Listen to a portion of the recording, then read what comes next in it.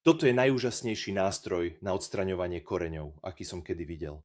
Ako môžete vidieť, samotná rezná hrana zaberá asi 90% vnútorného priemeru potrubia.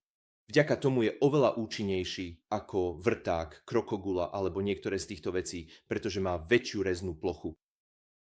Karbidové segmenty na prednej strane vám umožňujú pilovať rôznymi spôsobmi v závislosti od smeru otáčania nástroja. Ako môžete vidieť, boky nemajú žiadnu reznú hranu, čo ho robí vhodným nielen pre PVC potrubia, ale aj pre liatinové a hlinené rúry. Môžete ho používať s kefou alebo bez nej a pripevňuje sa na flexibilný hriadeľ pomocou nastavovacích skrutiek.